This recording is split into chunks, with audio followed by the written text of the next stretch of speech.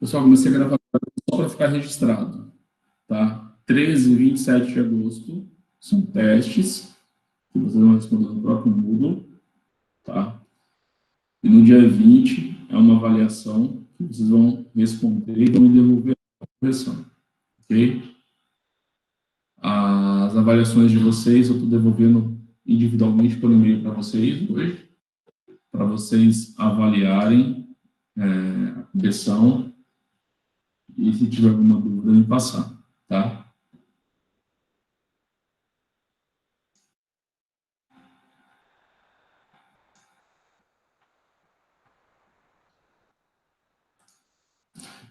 Então, vamos lá, hoje a gente vai trabalhar com estabilidade de taludes, tá? Então, nós vimos até o cálculo do empuxo, determinação do empuxo, agora a gente vai trabalhar com a avaliação da estabilidade do talude. Bom, estabilidade de taludes, pessoal, é um assunto bastante delicado para a gente e importante, né? No sentido de que falta um pouco de, em muitas regiões, falta um pouco, digamos, profissionalismo, tá? Profissionalismo por quê? Profissionalismo que diz respeito à técnica, né? Ao conhecimento técnico, a corrida atrás de informações mais detalhadas. Então, a gente tem um grande problema, que grande parte dos taludes que o pessoal trabalha, principalmente talude rodoviário, em regiões como a nossa, por exemplo, o pessoal não se preocupa em trabalhar com ensaios, não se preocupa em buscar ensaios de ensaios terciários, tá? Que vai nos dar informação no que diz respeito à real situação do solo, no que diz respeito a padrão de resistência, né? Então, isso para a gente acaba sendo um problema, uma dificuldade, né? Então, a gente, se nós observarmos aí, boa parte dos taludes rodoviários que nós temos, a gente tem um índice de ruptura muito grande nesses taludes, né? Então, isso acaba gerando custo, gerando risco, ele acaba acelerando, ele pode ser ocorrido por processos erosivos, como ele também, após a sua ruptura, ele pode acelerar processos erosivos em algumas regiões com desníveis consideráveis, tá? Então, a gente tem que ter essa atenção. Não somente em taludes rodoviários, mas também em taludes distribuídos nas cidades, etc. Tá? Tanto no que diz respeito a talude natural, tá? Que é o relevo natural, né? Quanto o talude artificial. Tá? Geralmente, talude natural, nós temos duas situações. A gente tem o próprio relevo natural, o próprio talude natural, como a gente tem o talude de corte, que é o material que foi cortado, então, e ficou um material do desnível anterior, tá? Da encosta anterior. E a gente tem a situação do talude artificial, que ele é edificado, né? Então, aquele talude que você está levantando. Okay? Professor, o Otávio está pedindo para fala. Oi? O Otávio solicitou para participar. Tá.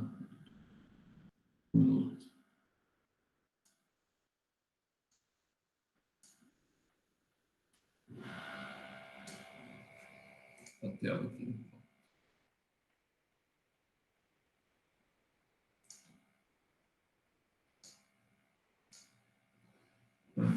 Então, tem definição deles, né? Encosta, talude de corte e talude artificial. Então,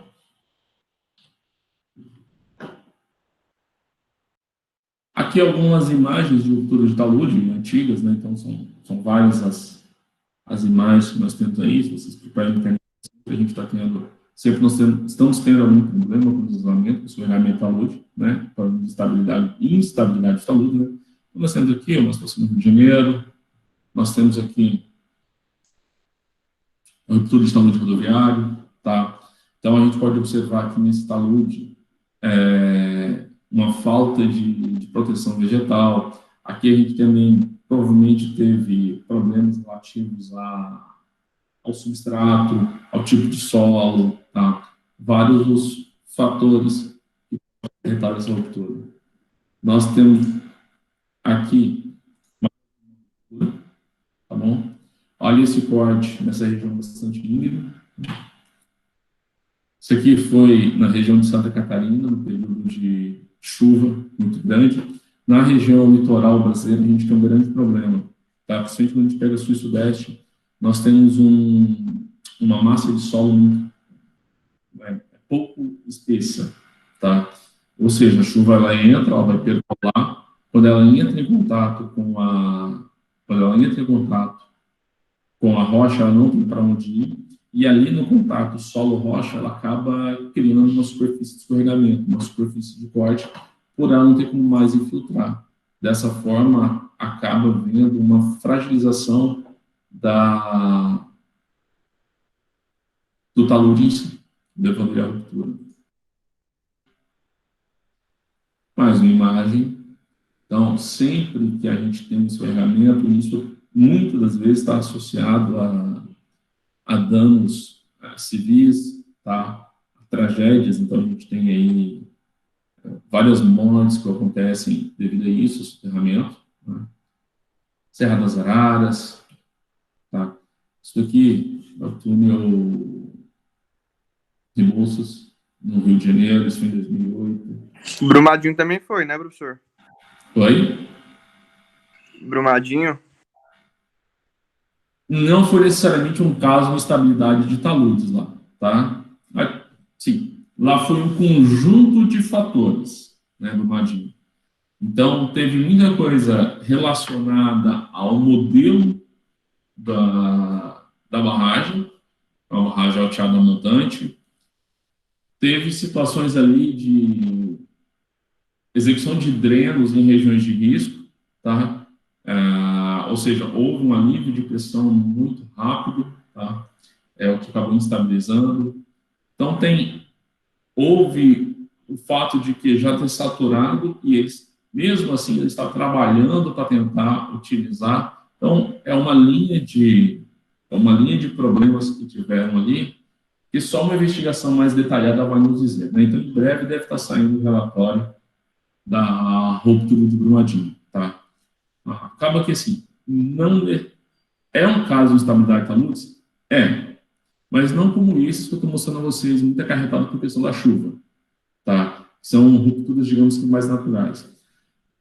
A gente tem que ter na cabeça o seguinte: talude, encosta, há risco de ruptura, de escorregamento? Sim, sempre, tá? Isso está mostrado quando a gente pega lá os 3 conceitos fundamentais da geologia de engenharia, né? Que são imanência característica dos materiais, ou seja, materiais suscetíveis ao mesmo carregamento, materiais diferentes suscetíveis ao mesmo carregamento respondem de forma diferente. A gente tem o sentido do equilíbrio, tá? E a gente tem o fato de que o material está sempre em transformação, né? Então, ou seja, com isso, ela está sempre tentando equilibrar. Então, choveu, o material vai perder resistência, vai descer, ou seja, vai ter sempre um sentido de busca de equilíbrio. Então, acaba que escorregamento em regiões de costa sempre vão acontecer, tá? O problema é que há a possibilidade de acelerar esse processo. E muitas dessas possibilidades ocorrem graças a ações antrópicas, como, por exemplo, o pessoal começou a ocupar. Então, se a gente for avaliar, é muito comum o pessoal sempre culpar o ente público por esses problemas, mas não necessariamente somente o ente público ele é culpado por esse problema. Isso é uma opinião pessoal do Kleber, tá? Por quê? Às vezes o pessoal ocupa aquela área, vão lá, tentam tirar, o pessoal não quer sair. Então, a gente tem um caso, por exemplo, de Niterói, né? Então, quando rompeu houve um escorregamento numa região permanentiva, aterro sanitário em Niterói, a prefeitura, anos atrás, já tinha tentado remover o pessoal, porque eles estavam assentados em uma área de risco, porque era um antigo aterro. Ou seja, se é um antigo aterro, nós temos condições geotécnicas completamente diferentes. A gente tem um material que tem muita matéria orgânica, então, ou seja, nós temos parâmetros de resistência diminuídos com isso.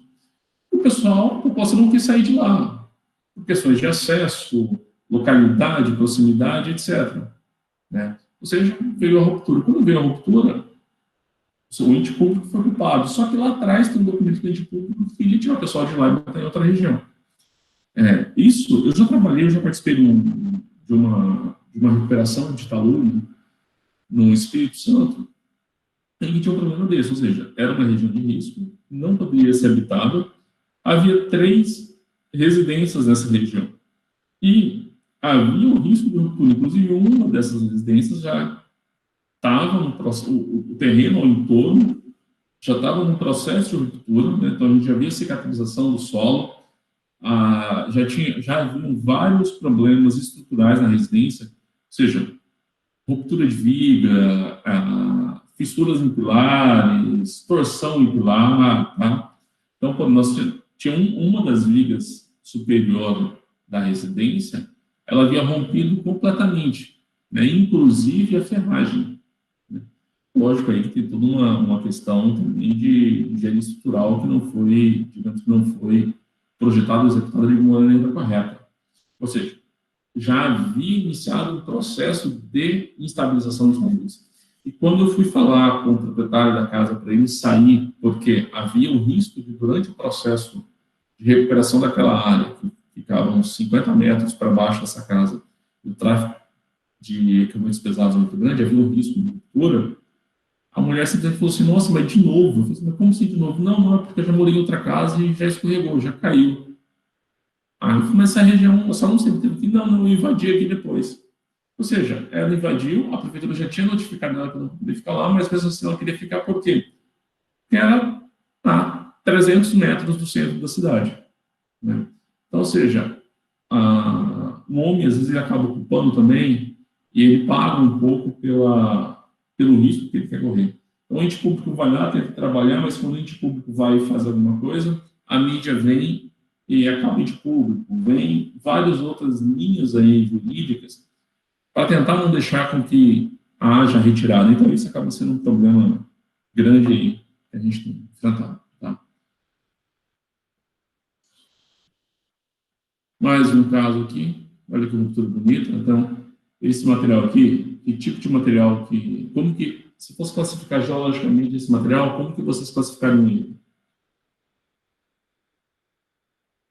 Aluvionário, glacial, eólico? Lembrando lá de classificação geológica do material. A classificação genética, que ela diz respeito ao processo de transporte. Como que a gente classificaria esse material olhando essa imagem?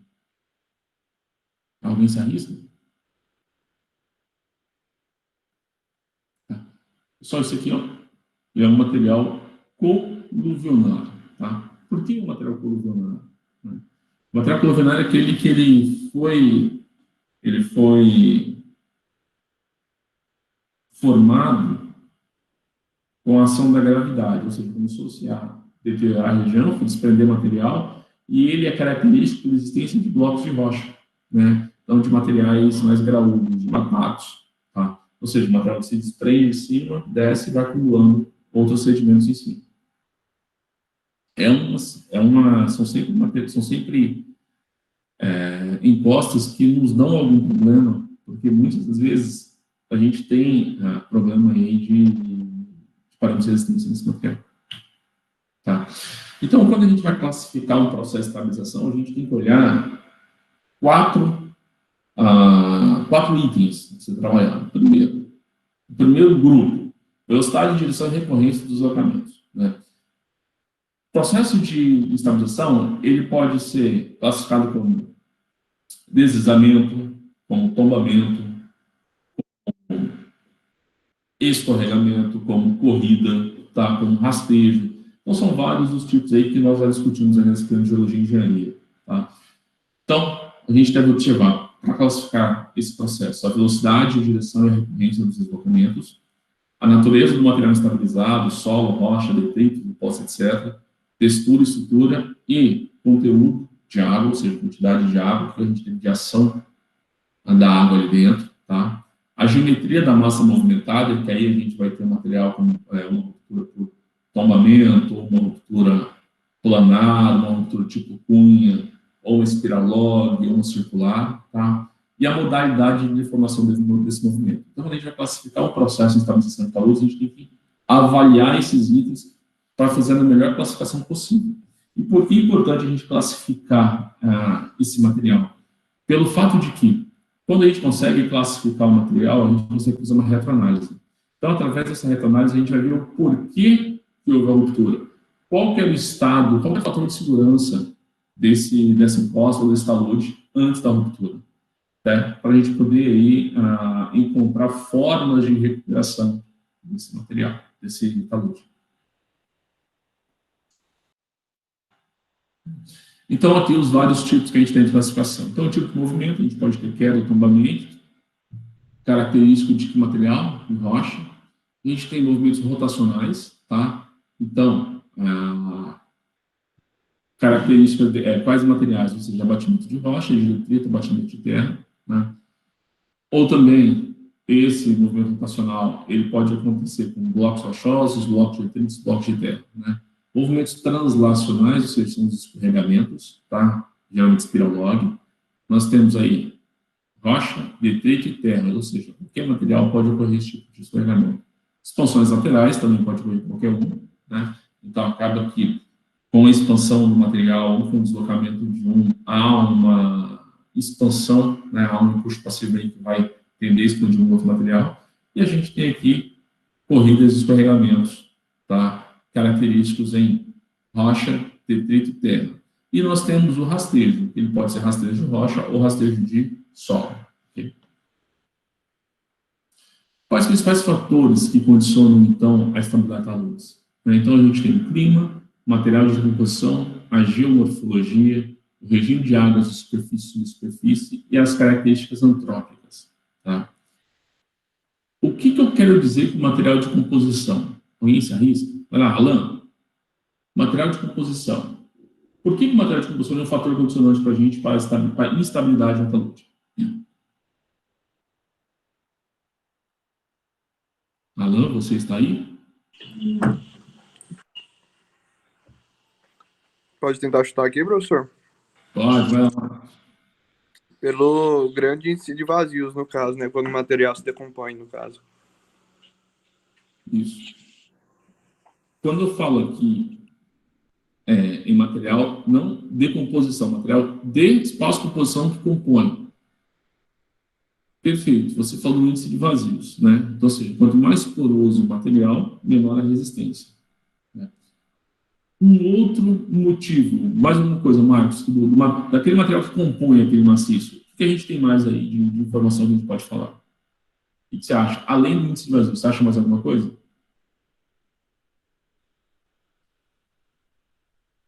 Não me recordo aqui agora. Vamos lá. Se eu tenho... Fala, Thiago. A coesão seria coesão, beleza. Ângulo de atrito, tá? A estrutura, o tipo do material, por exemplo, vamos colocar que esse material é uma rocha.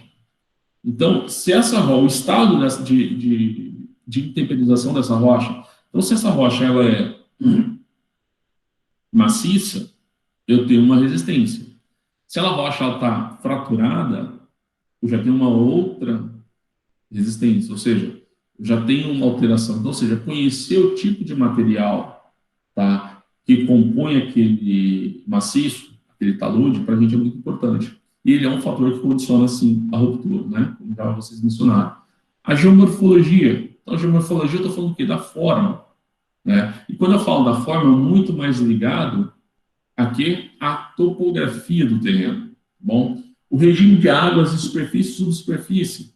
Né? Então, ou seja, a gente sabe que a água, quando tem uma maior quantidade de água no terreno, aumenta a pressão neutra, eu aumento a pressão. Aumentando a pressão neutra, aumentando a pressão, acaba que nós diminuímos os parâmetros de resistência. Né? Então, os parâmetros efetivos de resistência acabam sendo diminuídos pela presença da água. Então, assim, esse regime de água é importante a gente entender. Tanto que, se a gente for observar, se a gente pegar o noticiário, boa parte, a grande maioria dos acidentes que tem instabilidade da luz, escorregamentos, ocorre em que período? Período chuvoso. Né? Então, o período chuvoso vem acelerar isso. Bom?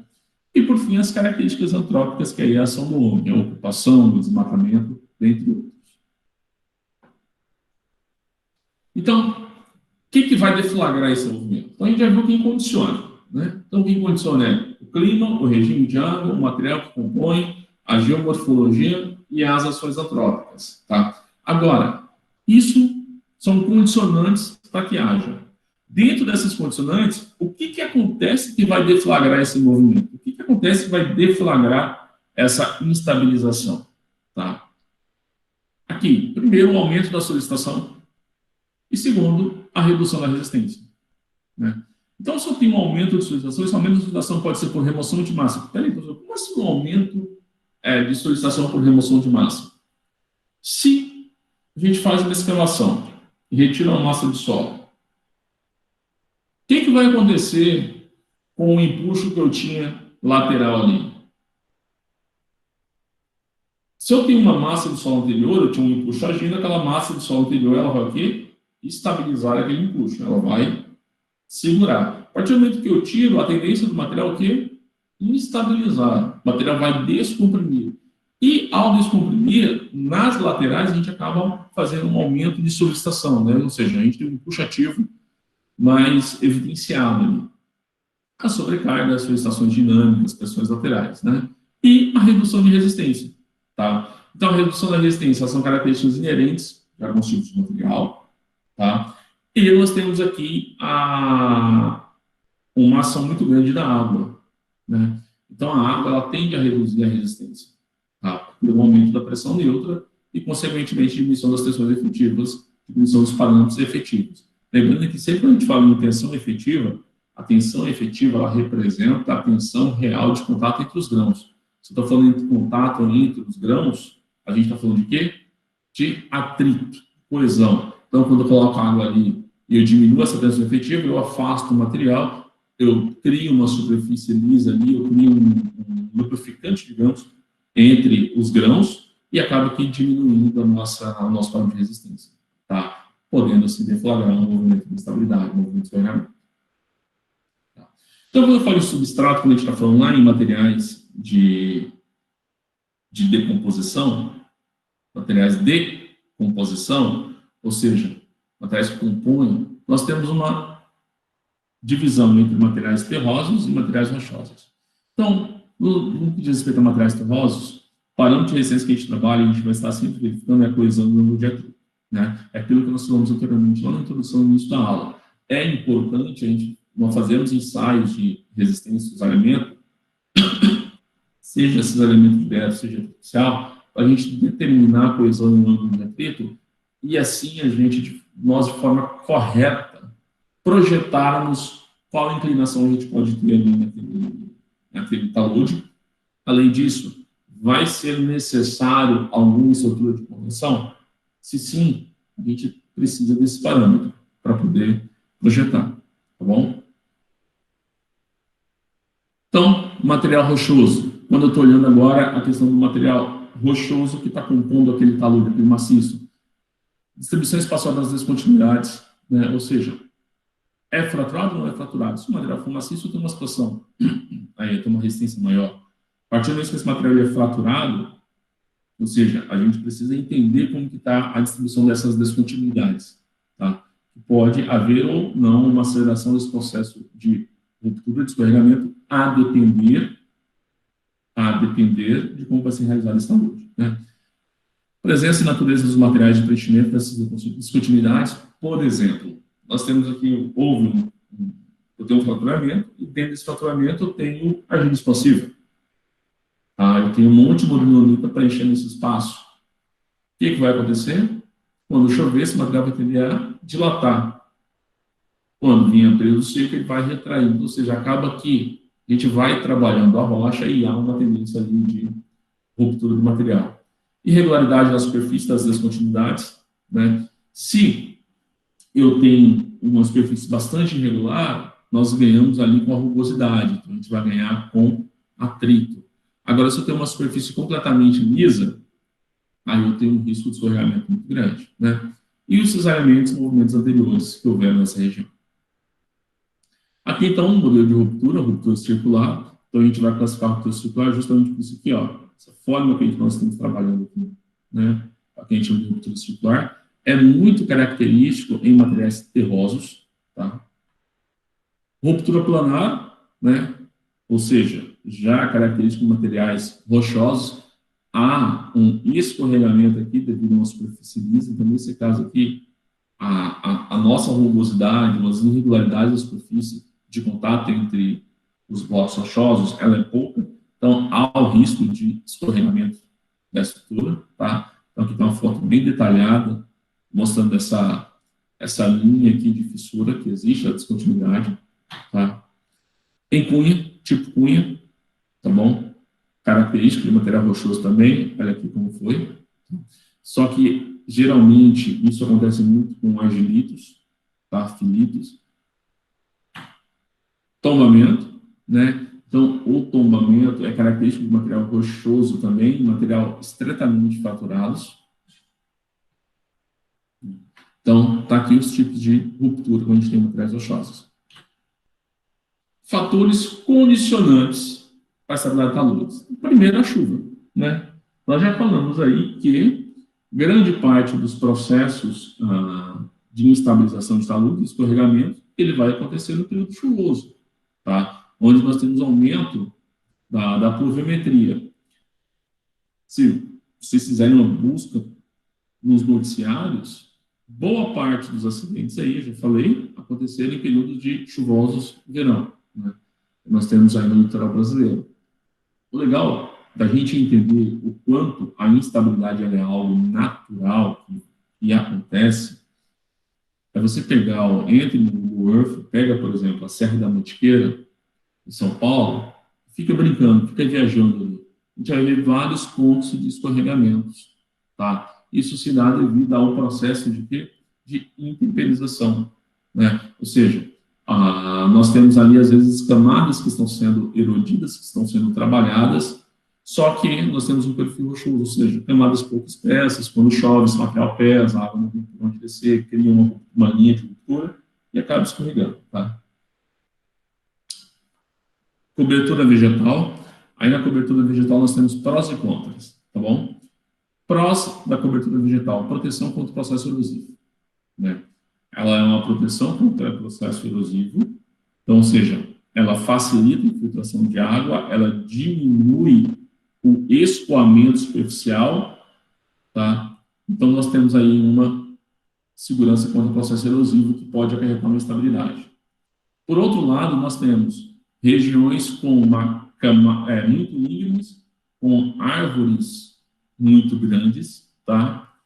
Que acabam, o peso dessa árvore serve como uma alavanca para a ruptura. Então, nós temos situações bastante distintas e a gente precisa avaliar muito bem essa cobertura vegetal, tá?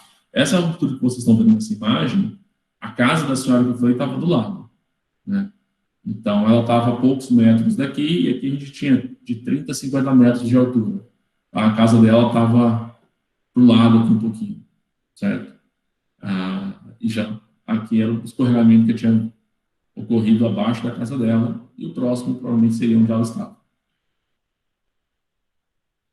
Ação antrópica, né? Então aí vem as ocupações ilegais, né? Então vem ocupações de área de risco, né? Como a gente acabou de falar. O escorregamento tem um fundamento geológico, né? Do sentido de equilíbrio, da natureza está em contínua transformação, processo de transformação. Ou seja, a natureza está em contínuo movimento. Ou seja, isso é fato, isso pode acontecer. Então, quando o homem vai e ocupa regiões que são suscetíveis a escorregamentos, o fato dele desmatar, ocupar e colocar uma sobrecarga acaba acelerando esse processo, né? Então, acaba tendo aí um risco de ruptura, né? Aí vem aí vários trabalhos que a gente tem aí nessas regiões de encostas no litoral brasileiro de defesa civil, trabalhando para instrumentar a região, verificar risco, tentar avisar com antecedência, tá? Quais os métodos de investigação? Ou seja, ocorreu um processo de instabilização, ocorreu um escorregamento do talude. Eu preciso identificar, né? Então, a primeira coisa que eu vou fazer, eu já falei lá atrás, a gente precisa entender esse movimento, a gente precisa identificar, a partir dessa identificação, dessa caracterização, classificação do tipo de movimento, a gente começar o quê? Investigar. Né? Então, nós temos aí, primeira coisa a ser feita, a geometria da estabilização.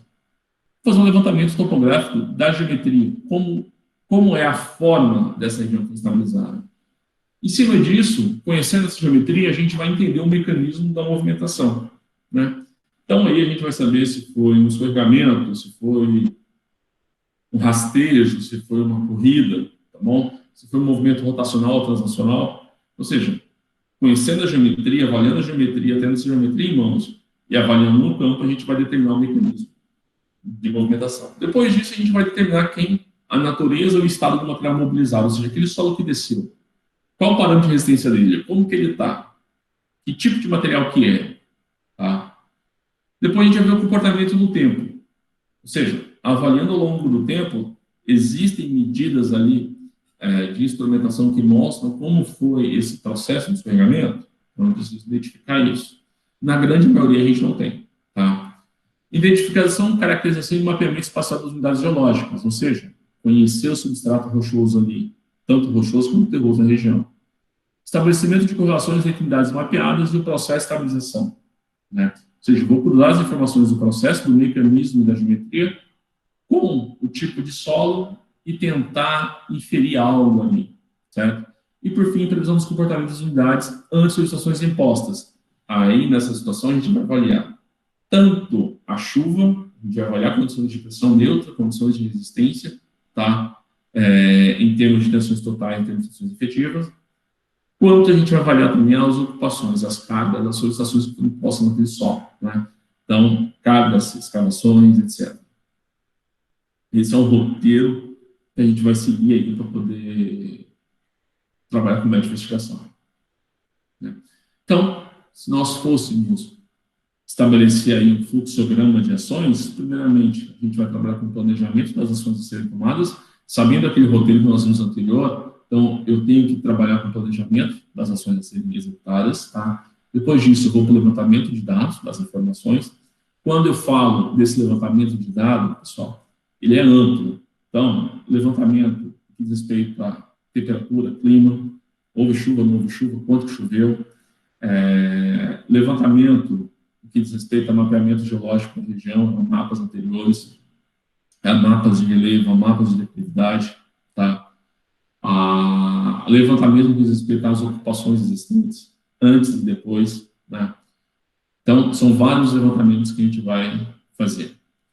Investigação de superfície, quando eu falo investigação de superfície, a gente vai partir dos ensaios, coleta de materiais, ensaios in situ, ensaios de laboratório, tá?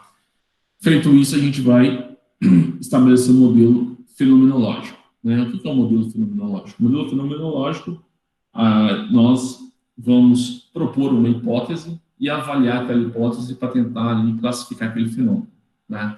A gente vai avaliar e fazer o projeto de estabilização. Funcionou? Maravilha. Se funcionou, eu vou ter que continuar instrumentando isso daqui e sempre alimentando o meu modelo com os dados de instrumentação ao longo do tempo para ver se há um risco de ruptura ou não, tá?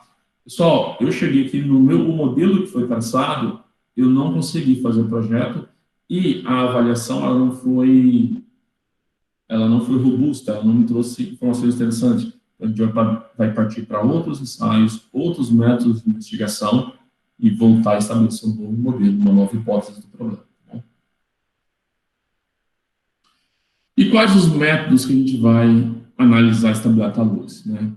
Então, nos métodos de estabilidade da luz, basicamente a gente trabalha com o conceito de equilíbrio limite. Né? O que eu quero dizer com equilíbrio limite?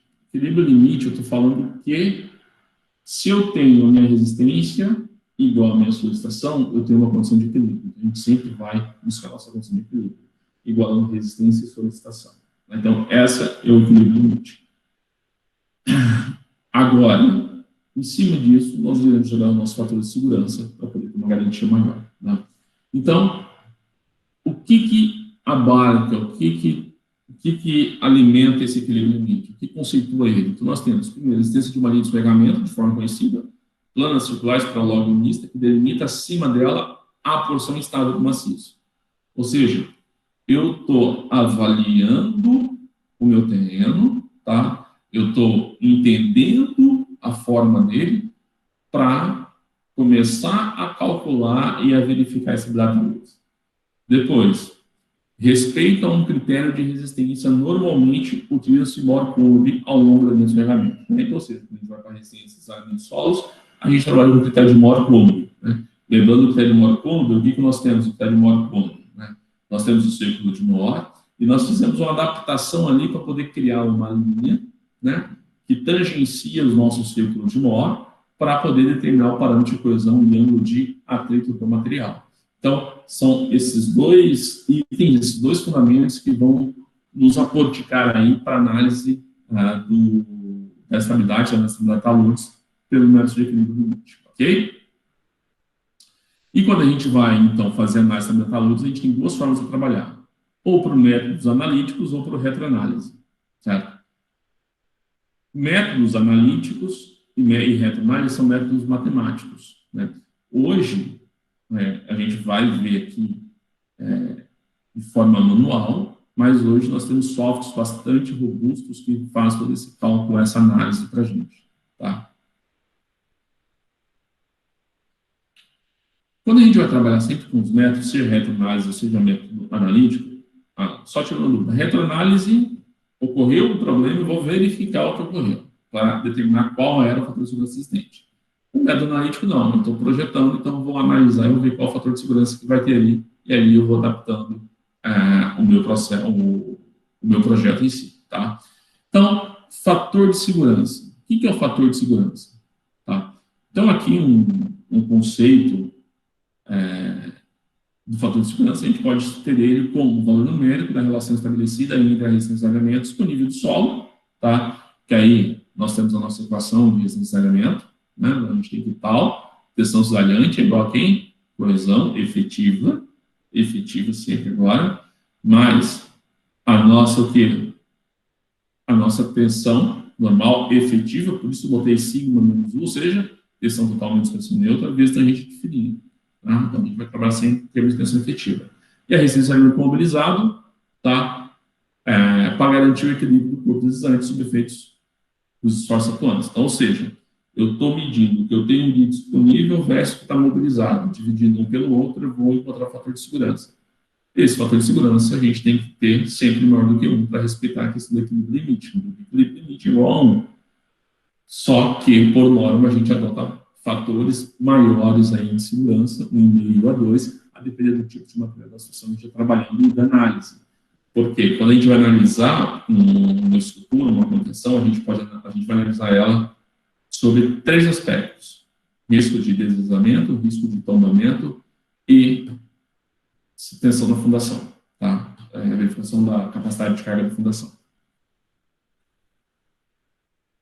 Então, no que diz respeito aos fatores de segurança relativos a deslizamento e tombamento, nós temos 2 situações aqui. Primeiro, eu tenho o fator de segurança, são quem? São os fatores, a somatória das forças resistentes, dos esforços resistentes, dividido pelo somatório dos esforços atuantes, tá? E no tombamento, eu tenho quem? A divisão entre a somatória dos momentos resultantes dividido pelos momentos atuantes, né? Lembrando que no estado limite, o fator de segurança é igual a 1. Tá? Com isso, então, a gente começa a fazer a nossa análise dos nossos processos de cálculo, tá? Só vamos fazer uma pausa de 5 minutos, só para a gente parar aqui na parte 1, e a gente já volta para ir para os métodos de cálculo, tá bom? Então, 5 minutos, vocês bebam uma água aí, um café, alguma coisa, e a gente já volta.